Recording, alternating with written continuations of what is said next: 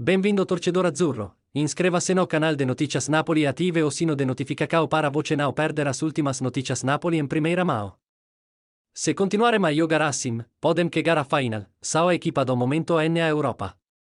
Mesmo Jürgen Klopp não pode deixar de aplaudir o que o Napoli está fazendo e conquistando, não apenas no campeonato, mas também na Liga dos Campeões.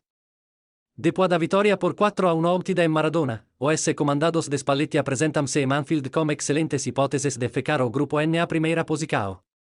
E deixe seu like para ficar por dentro de tudo que acontece no Azzurro, obrigado.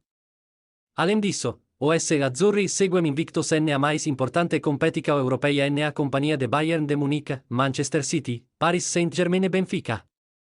Medo do Napoli? Se alguma coisa, é mais fator que nos motiva, especifica o treinador dos encarnados. Sou amante do futebol, vi o que eles fizeram desde a última vez que nos encontramos, é desafio difícil, mas respeito muito o que eles estão fazendo.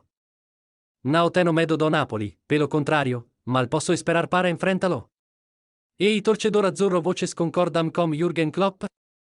Deixe sua opinião nos comentários porque é muito importante para o Napoli.